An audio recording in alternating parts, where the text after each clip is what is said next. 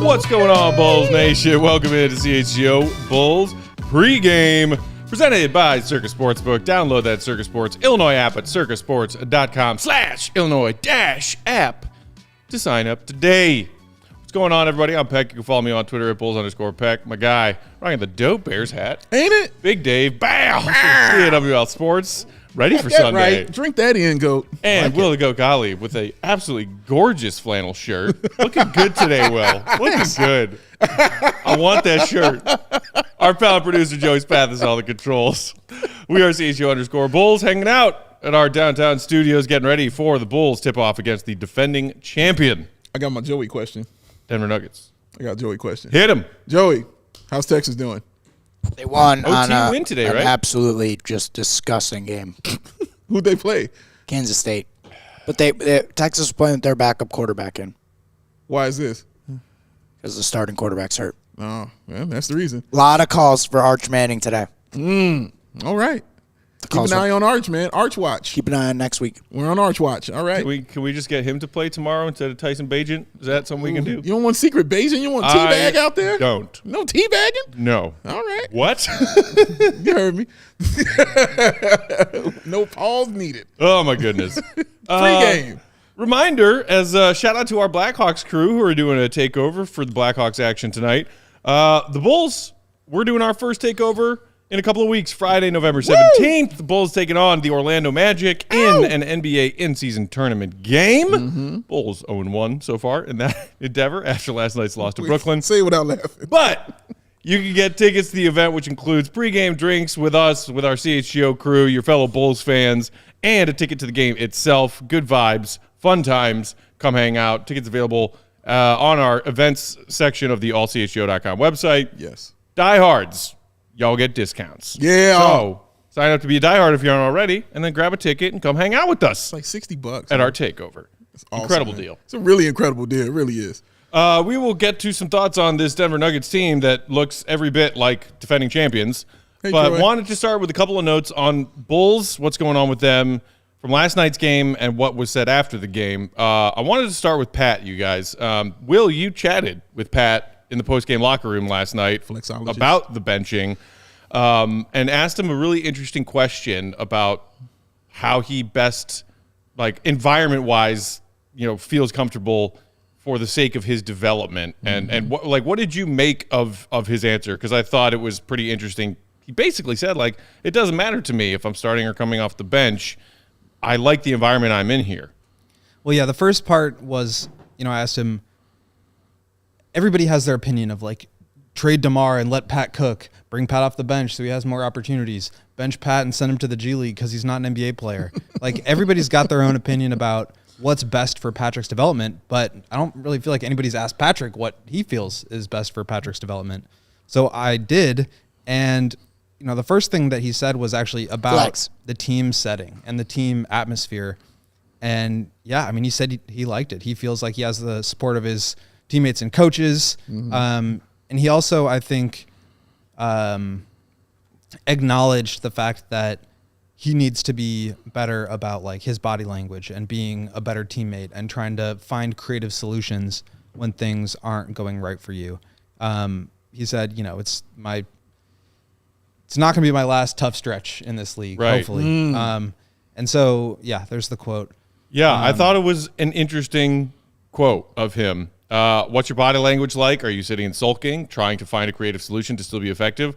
That's kind of how I look at it, as a challenge.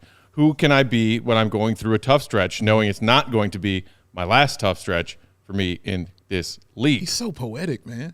I mean, yeah, that's an interesting way to look at it, and maybe a healthy way to look at it, Will? Yeah. Yeah, I think so. I mean, all these guys, like the cliches, like don't get too high, don't get too low. But just outside looking in, he did seem to lose some confidence, I think, during that first stretch. Like he did not look like he couldn't make a shot. And I think that hurts anybody's confidence, but especially when there's all this added pressure of you have to be the guy that whose development and success will be the key to unlock this team.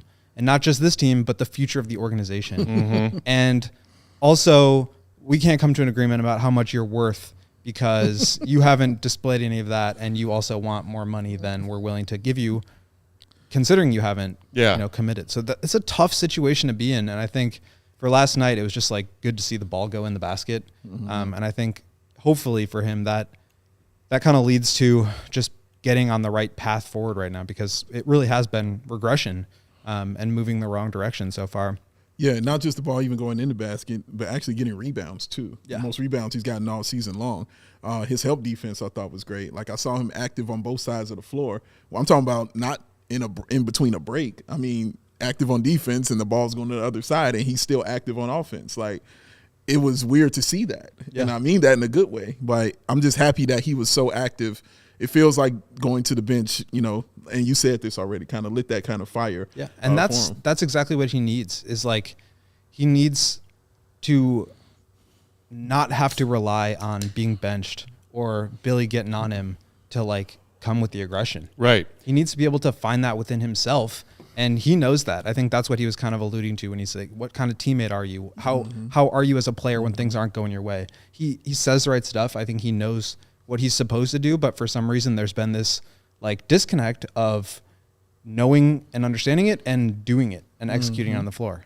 Or he needs his positive affirmation liaison in his ear every day. Why aren't you traveling with the team, Dave? Seriously, dude. I would be in that man's ear constantly. While we are discussing Patrick Williams, I just saw from the Bulls official Twitter account just a few minutes ago, officially Billy rolling with the same starting lineup as last night. So Torrey Craig in the starting lineup. Pat will come off the bench again tonight. So DeMar starting. I DeMar is breezed starting. Right past that, but yes, I believe he is. He was questionable as potentially a rest day today, second night of back-to-back. We were talking about how it looked like he got shaken up on a drive in the second half where he was slow to get up. Yeah. But DeMar is in. He's playing Anthony. Torrey Craig is starting. Pat will come off the bench. The whole notion that you were just touching on, Will, of how do we get Pat to play like that as opposed to just having a response to, oh, I got benched, I better try tonight.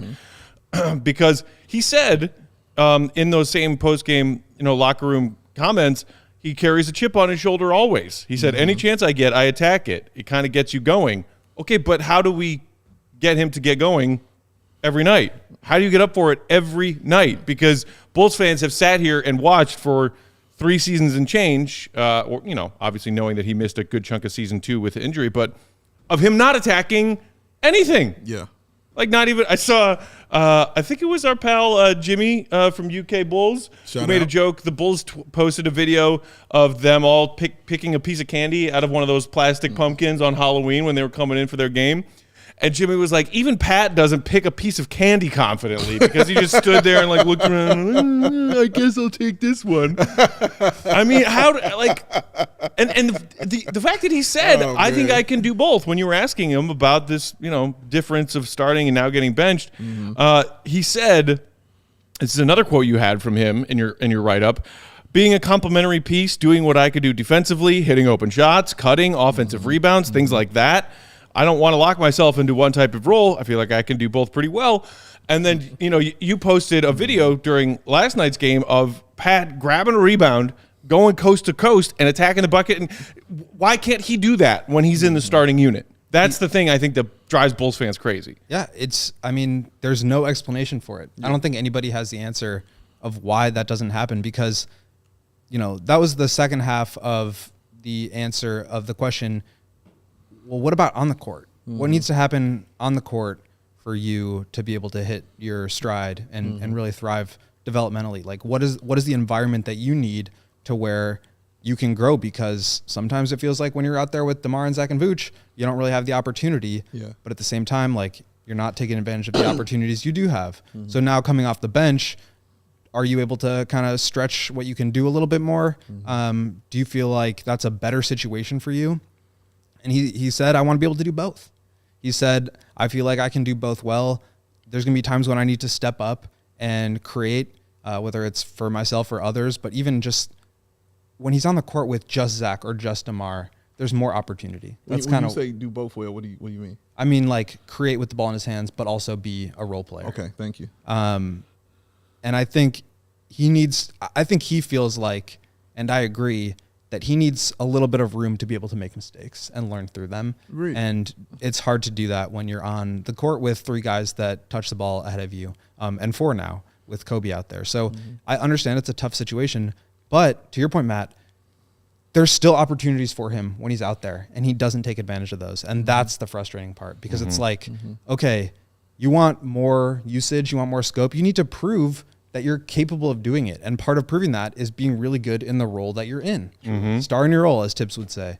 And he hasn't done that part of it. And so now he's expecting to be more of a ball dominant guy. It's like, all right, well, you gotta meet us halfway here. I think that's the sentiment from the fans. But at the same time, the goal here should not be like, get rid of Pat, send him down, like bench him, whatever. It's like, as a group, how do we come to these creative solutions that he's talking about, where he can help develop on ball, where he can now do his part as a role player? Like, we need to find a solution for this, because ultimately that's what's best for the team, the team's present, the team's future, for Patrick, for the organization as a whole, for the fan base. Like, Patrick hitting his stride is the most important thing for the long term of the franchise. And they need to find solutions for that, because it's not going to just happen on its own. People in the comments chiming in. Our guy Rob said Pat's going to get there. You got to believe. Shout out to our guy Bulls Troy in the comments, who said, I know Pat wants to let the vets do their thing, but if he makes himself a scoring threat, in turn, it makes life easier for the main guys. And meanwhile, Tay Holland saying Aaron Gordon's about to look like Derek Coleman going against shout out UL. to the Derek Coleman reference, my friend. Shout out for that one. Underappreciated NBA name, Derek Coleman. God, that dude was a load. Literally dunked on Shaq and told him about it. I mean, kind of like the Charles Barkley-esque body type, where you're just like, oh, that's a load. That's a number one pick. When I was a kid watching Bulls games, I was like, anytime we had to go up against Derek Coleman, I was like, oh. It's a problem, man. He was a prototype. He was ahead Bulls of are his going time. to get bruised tonight. He was definitely ahead of his time, because he could do everything. Yeah. He could literally, and he was a lefty. No, Derek Coleman was cold, bro. Shout out also to Adam, who said 12:30 a.m. back watching my favorite crew. Appreciate you staying up late wherever you are. Shout out to Donnie as well. And then Donnie, who's tuning in from Melbourne, Australia. Right on. Appreciate you, man. Melbourne. Mad love. Sorry, mad love. We are in Chicago. It's pronounced Melbourne. I know that drives Mark crazy. Melbourne.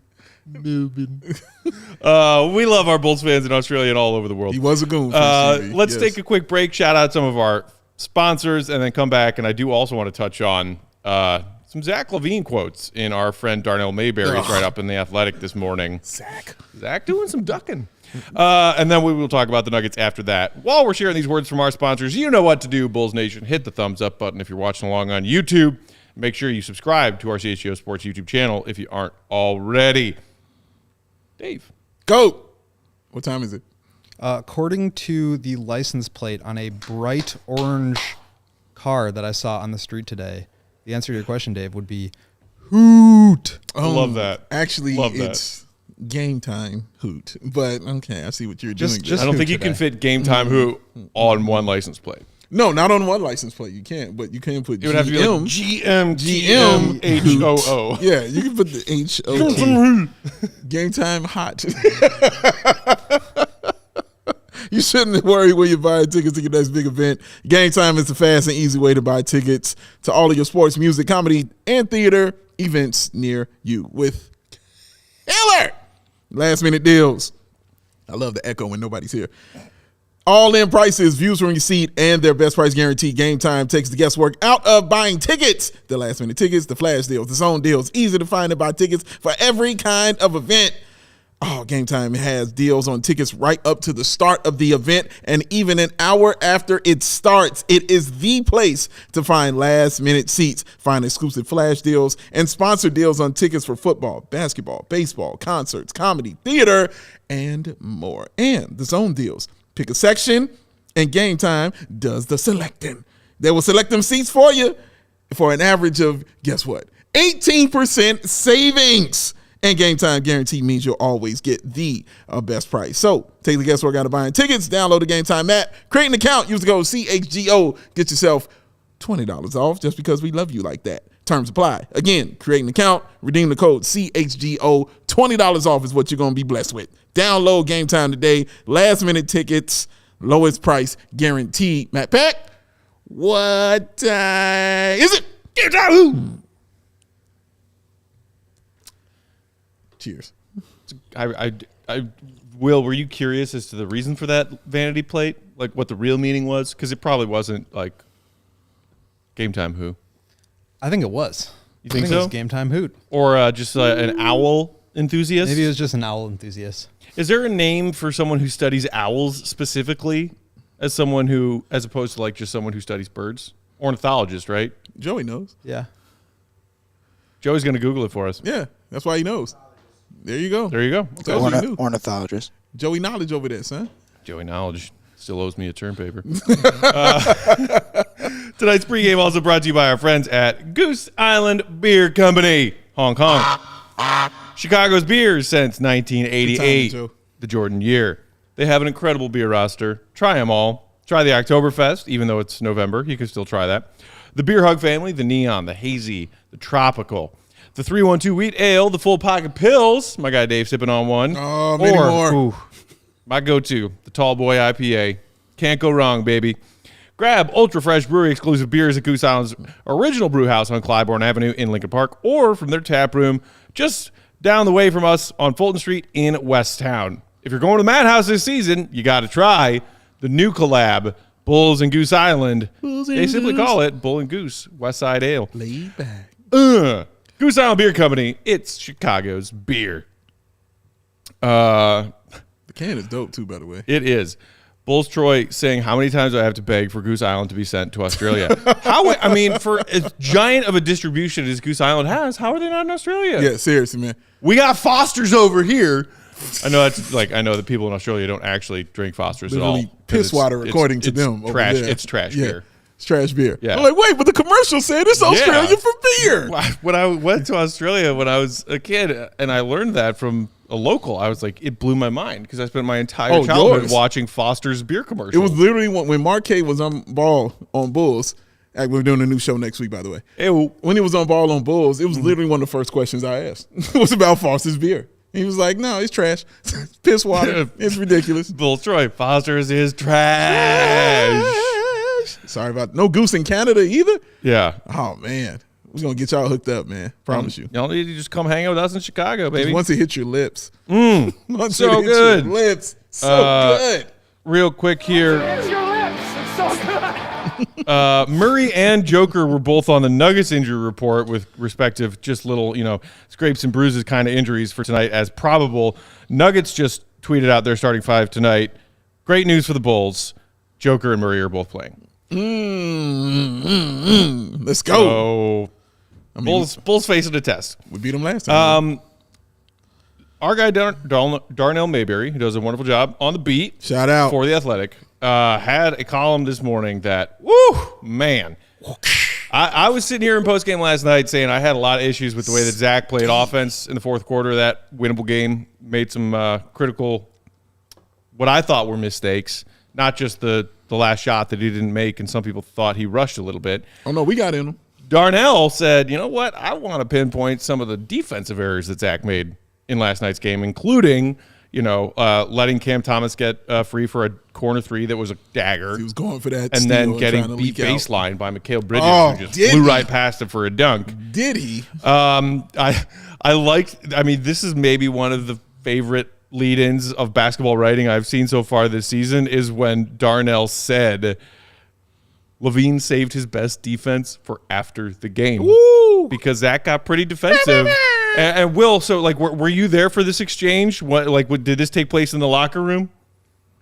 Yeah, I mean, Darnell just asked him, like, I don't know if you want to call them lapses or miscues or whatever, but like, how do you answer to that? And Zach was like, I don't feel like they were miscues. Like, I feel like you're kind of coming at me right now. So what he said specifically, this quote in Darnell's column from Zach LaVine, quote, I didn't think they were lapses. We're all out there playing hard. You go for a steal. The ball gets tipped back out. A guy goes in the lane, gets a charge call that didn't get called. Then it gets kicked back out to another person. I thought we were doing good rotations. Then Bridges makes a good move on the baseline. That's basketball. I don't think they're defensive lapses. It's basketball. Dave, what do you think about Zach kind of being defensive here when he was questioned about some of his play in final minutes of a close game that the Bulls lost last night? It's frustrating. Just hearing him say those things is frustrating. At those points, you're just looking for somebody to own it. That's it. You're just looking for somebody, oh, man, you know what? Yeah, I got beat on that one. Yeah, you know what? I went for that steal and I leaked out and I did this. Just explain the play to the people, tell them you messed up and move on. But the thing with him, to say those things, to say it's just basketball, if this was new, I'd feel you. This is what we've been watching for years and years and years. That's not just basketball. That's just bad defense. And that's just what we were looking at, was bad defense, because we consistently see it. He's gotten better at his defense for sure. But it's not just the bad it's the time of the defense. You know what I'm saying? And that's what's critical about it, is when it happened. Their mistake, when you can say it's just basketball, I can say that if it's happening in the first, second, third quarter. Well, if it's going on in the fourth and you're doing that kind of stuff like that, it's bad. I plain old-fashioned just call that bad defense, bro. And it's okay. I'm not even saying that to criticize or getting you right now. I'm just saying that to say what it is, because I promise you, if you came and you just was like, it happens, you know what I mean? Bad defense, like, not even say bad defense, like, I got beat, that happened, cool. But it feels like it just added to the bag of the stuff I'm hearing him say this season that I don't like. Right. That's all it did for me, because I keep hearing it's not just me. You know what I mean? That's all I keep hearing is it's not just me. It's not on me. It's not just the players. You know what I mean? It's other people. You know what I mean? We got to do this. We were playing well. We got to get on this. We. What about you? The question is for you and your decision-making and the things that you're doing when you're stepping out of bounds, when you're taking ill-advised shots, when you're getting burned on defense. The question is about you. You feel like somebody's coming at you because the question is for you. We're talking to you. We want to hear what you have to say about it, not with everybody else. And that's what's frustrating for me. And this is coming on the heels of that interview he did with Vinny Goodwill for Yahoo Sports that came out yesterday morning, where Zach said, quote, it's not just the players. Yeah, that's what I'm saying. It's not just the players, right. There were things things said before that and things said after that when he was talking about the struggles so far. Yeah. But, and he was addressing the whole, player conversation that happened after their game one loss. But if you want to say it's not just on the players, it's on all of us, or something like, it's just basketball, I don't think it was lapses. You say things like it's time to put pen to paper. You say things like, hey, this crew has been together for a few years now. We got to do something. Yeah. The we versus me when it's accountability, like I think that's what most people want to see when it comes to athletes, especially those star athletes who are on the biggest paying contracts. It's we when you're accepting praise because you're doing well. It's I or me when you're accepting accountability when things aren't going well. Correct. And I loved this paragraph from Darnell in that column that came out today. 6 games in, more scrutiny has been on Williams, Patrick, having yet to blossom into the force the Bulls thought he'd be this season. Williams' public response to his benching, which we just discussed, was superior to LaVine's to questions about his defense. Correct. As the leader, LaVine had a chance to accept accountability, admit fault, and maybe even declare he has got to be better. Yeah. But he didn't. And Darnell. You get all of that. Love Darnell. Love you, buddy. One of the best writers out there, and that's real. And I told him this. But even just to add to this fact, you know who the number one LaVine fan is right now, and that's Ravina, right? Ravina, number one Bulls fan. I've never heard her come at Zach ever, like ever. I've never heard it before. No, all she does is defend Zach. Yes. every waking minute of every day and also make I saw a quote borderline inappropriate comments about Zach. pretty hilarious too. But I watched her quote tweet that when they were talking about the things Zach said and the defensive lapses he had, and she said, he's embarrassing me. When Ramina starts telling you this kind of stuff, bro, you messing up. You the one who loves you enough to tell you the truth. That's what love is, to be straight up honest with you. Of course, we're going to support you and have your back, but we ain't going to lie to you. Again, that's what we do here at CHGO. We're going to love you, but we ain't going to lie to you, all right? If you're screwing up, you're screwing up. And to sit there and not admit that kind of fault when you clearly screwed up twice, when you did that in a big moment in the game, you did it. It's okay to say, I messed up. That is a great point Darnell made, because he's right. Patrick Williams has always said the right thing. Since he's been here, he's always said the right thing. Zach is the one, and again, the reason they come at you and ask you these things is because you're the leader. You're the number one guy. You're the one on the team. Who says it? Your check. Your contract says you're the one. So that's why they come at you this way, and they ask you these tough questions, because you're the man, and you have to accept that responsibility. Good or bad, right or wrong, you have to stand on it, bro. That's what we respect here. That's the Chicago shit. You got to respect that stuff, man. And that's what the frustration is, Will. Honestly, it's not the mistake, even though you don't want it, but it's the pushing it off and not accepting it that frustrates Bulls fans. Yeah, I mean, it's hard to add anything to that. I think it's I've noticed that there's been a trend, and maybe we can talk about this more in postgame because it's probably deserving of a longer conversation, but I've noticed a trend of a lot of different players, coaches on this team kind of starting to deflect a little bit. Yeah. And I think that's, to me, a sign that they know things aren't working. I mean, the fact that, like, all three of Zach, DeMar, and Vooch have all separately said, we know this is our last chance, when the word from AK, from top down, has been, we believe in what we have, continuity. That's, like, kind of weird.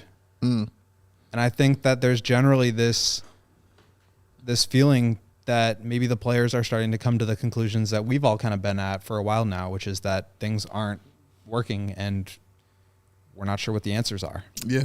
Well, the good news is that we have to play the Nuggets tonight. I got an answer. Go ahead. I told y'all post-game last night, I'm out. Emotionally, I've removed myself. What'd you do it? How'd you do it? Take it out of here, put it over there. Put it over there, yeah. Nuggets coming off of a nice bounce-back win last night after suffering their first loss of the season to Minnesota, a team that they have struggled matching up with in recent years. But they beat Luka and the Mavs 125-114 last night in their first in-season tournament game. I did not watch that game because it was happening simultaneously to us watching and then doing post-game. But I went back and caught some of the highlights. And then when you just look and see what this Denver team can do. So last night's win over Dallas, Joker, just a casual 33 on 14 of 16. No biggie. 14 boards, 9 dimes. Murray has not shot the ball well out of the gate for Denver so far this season, but even on, I think it was 5 of 15 shooting for Jamal last night, managed 18 points, also slaying 13 dimes. 13 dimes. Michael Porter Jr., very efficient, 24 points, including 4 of 8 from downtown. He grabbed 9 rebounds. Aaron Gordon, the man who does it all for this Denver team, 18 points, 8 boards, 6 dimes. This Nuggets team and the pieces that they have assembled, it's not fair. I also love it. As someone who enjoys watching good basketball, I am excited to watch this game tonight. As a Bulls fan, terrified, staring down the barrel of a 20-point loss. But this Nuggets team is just poetry. Yeah, they're fun to watch. If you're a basketball nerd, like we all are, you just sit there and you just marvel at this stuff that they're doing. And you just see it and you just yup, this is exactly what it's supposed to be. This is when continuity is a good thing, when you're watching what they're doing. They've been together for a few years now. Been through the ups and downs, getting to the playoffs, getting close. But then Had when to they deal finally with a long Jamal Murray injury, correct, and Michael Porter Jr. injuries back in the day, kind of getting it together. Aaron Gordon getting his thing together because he wasn't all right. It took him a minute to get it right, and then getting the right mixture of players and young guys in at the same time. But once they found it, they got on a roll, and it all stems around just having arguably the best player in the league. So when you have that, and then you're putting all those dope pieces around him, that's when the continuity looks wonderful and looks special. And you're like, oh, this is what it is. Everything just seems simpler and easier. I can't tell you how many times I marvel at how wide open they are on certain shots. And it's slow. Yeah. It's not fast. It's very, very slow. And you're just watching and you're like, hey, this guy's been standing there for like 3 seconds, which is a long time in basketball terms. And you're just watching and you're just like, wow, that's really, really good. But I will say, here's some good news for you. The Bulls have won the last 3 out of 4. Against the Denver Nuggets. Wild. Not counting playing him in the preseason twice. Not counting the preseason. Right. Not counting the preseason. The last 3 out of 4 regular season games. Yeah, last time they were there, they ran them up and down the floor. Ran them up. Yes, they did. And also were the reason why they went on like a skid there. They did. They did. Broke Joker's streak and everything that he was doing. So for some reason, the Bulls played them well. Maybe AK comes in and puts the foot in his ass because he wants to beat his old team. I don't know. I think one of the reasons, and I've seen people in our comments mentioning it, that hey, the Bulls played Denver well in this, this iteration of the Nuggets and this iteration of our Bulls. You mentioned that the Nuggets play slowly. It's like it's methodical how they pick defenses apart. Nothing about it is super fast, but it's just like they make all the right reads and all the right passes, and even though they do it slowly, it's like slow torture. So instead, maybe that's why the Bulls can match up with them better than other teams, because the Bulls play slowly. Yes. They don't need to be chasing Denver around. I was laughing at this when I was looking at some of Denver's stats last night, getting ready for tonight's game, and the Bulls and Nuggets are 2 of the slowest offensive-paced teams in the league so far through the first 6 or 7 games. Okay. The Nuggets, 98.7 possessions per 48 minutes so far. That is 25th in the NBA. Remember how we heard all offseason and then training camp and then media day about how the Bulls were going to change their offense, and part of that was going to have to be wanting to play faster? Remember that? Remember we all heard that? You know where the Bulls rank in pace to play in the NBA right now through their first 6 games? Dead last. 97.3 possessions per 48. It's not a radio station. So that's cool. You like that? I did like that one, actually. Not a radio station. I like that one. Just a slow, plodding, pathetic NBA offense. I'm sorry, excuse for an NBA offense.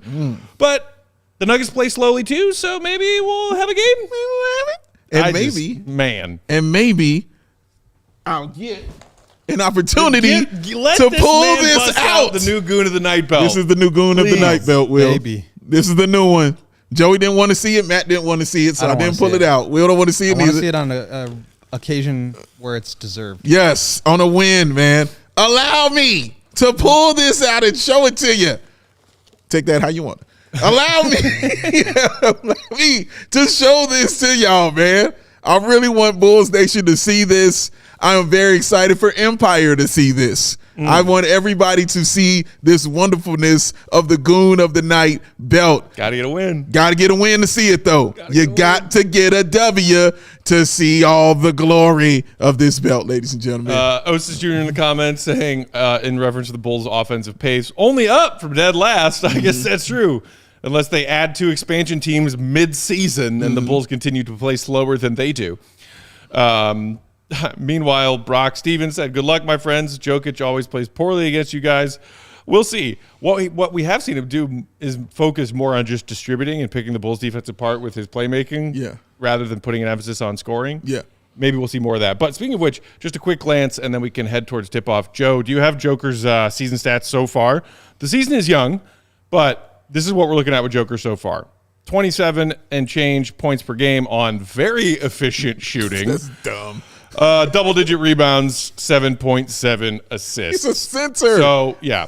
Which, like, for him, 7.7 assists, you're like, oh, you expect that to come up a little bit. Yeah, you know? a little bit. Yeah. It is maybe partly because the Nuggets, despite their 5-1 start, have not, as I mentioned, Jamal specifically, have not been shooting particularly well in these first 6 games of theirs, but they still are the defending champs. But, oh, by the way, like, their defense looks incredible. Yeah, everything looks great for them right now, man. They're humming. on the roll. Michael Yeah, Porter Jr. humming. Like we were talking about, hey, Bulls defense did an admirable job on Luka in the Bulls Mavs game. Michael Porter on Luka. Michael Porter Jr. on Luka last night. Clamped. Damn. Clank, clank. Clamp So, him down. that's fun. That's what we have facing our Bulls tonight. It is 8:05 Chicago time. That means tip-off is right around the corner. Ow! So we'll let y'all get to it. We'll get to it, and then we'll be right back here for CHGO Bulls postgame following Bulls Nuggets. Hit that thumbs up button if you're watching along on pregame. Helps us out a lot. We really appreciate it. And hit that subscribe button if you aren't already. Bulls, can we get this man a win so he can reveal his new title belt? It's for everybody. No, this is for the people. For the this people. is the people's title. Also, You, the people. would like it for y'all out there in Bulls Nation. And For for us to have a Joey. win to talk about. I want Joey to see this too, man. First bucket, Joey's Joe? excited, man. First bucket? Kobe White. Kobe Kobe White. White. Meanwhile, my parlay Kobe only White. involves the I don't know Nuggets if being how better on than fire the Bulls. he was yesterday I with know. his picks, but he was on fire. We'll see y'all for postgame Bulls Nation. Appreciate you tuning in. Tip off. See you, Ray. Be good. Peace. We all silly like the mayor.